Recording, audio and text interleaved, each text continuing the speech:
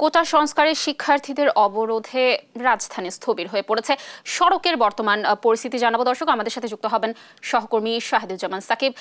সাকিব, আপনি তো বাংলা মোটরে রয়েছেন, যানবাহন চলাচলের কি অবস্থা দেখছেন সেখানে, সার্বিক চিত্র জানাবেন আমাদের।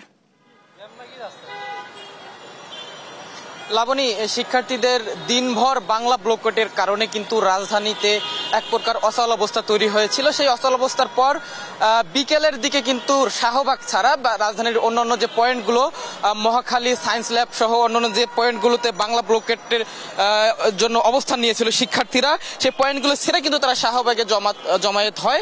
এর ফলে কিন্তু আসলে কিছুটা হলেও যান চলাচল স্বাভাবিক হয়। এখন বিকেলের দিকে কিছুটা যান চলাচল স্বাভাবিক হওয়ার পর আমরা যানজট লক্ষ্য করেছিলাম এবং গণপরিবহনগুলো যেগুলো রাস্তায় আটকা পড়েছিল সেগুলোতে ব্যাপক ভিড় আমরা লক্ষ্য করেছি। তবে এই সন্ধ্যা হওয়ার পর থেকে কিন্তু আসলে যানজট অনেকটাই কমে এসেছে এবং যান চলাচল পুরোপুরি স্বাভাবিক রয়েছে বলা যায়। আমরা রয়েছি রাজধানীর বাংলা মোটরে। এখানে এখন পর্যন্ত আমরা খুব বেশি যানজট লক্ষ্য করিনি। শাহবাগ বন্ধ থাকার কারণে রাজধানীর শাহবাগ দিয়ে যে গণপরিবহনগুলো চলাচল করতো সেগুলো আসলে রমনা পার্কের পাশ দিয়ে ইন্টারকন্টিনেন্টাল হয়ে বাংলা মোটর হয়ে তারা নিজ নিজ গন্তব্যে চলে যাচ্ছে। অন্যদিকে এদিকে বাংলা মোটর, মৌচাক সহ সবগুলো রাস্তায় আসলে যান চলাচল স্বাভাবিক রয়েছে এবং যাত্রীরা যারা আটকে পড়েছিলেন এবং অফিস ফেরত যাত্রী যারা রয়েছেন তারা কিন্তু বেশ স্বস্তিতে এখন আসলে ঘরে ফিরতে পারছেন।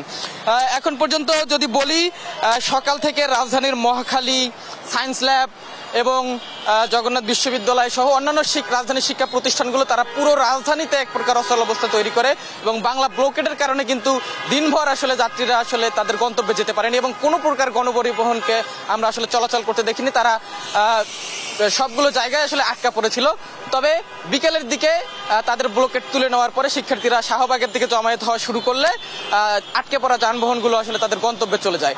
এই গন্তব্যে একসঙ্গে অনেকগুলো বাস আসলে চলাচল শুরু করার কারণে কিছুটা যানজট ছিল। তবে এখন আসলে শেষের দিকে এসে, এই সন্ধ্যার দিকে এসে কিন্তু আসলে যান চলাচল একেবারে স্বাভাবিক। তো ধন্যবাদ সাকিব আমাদের সাথে যুক্ত থাকার জন্য।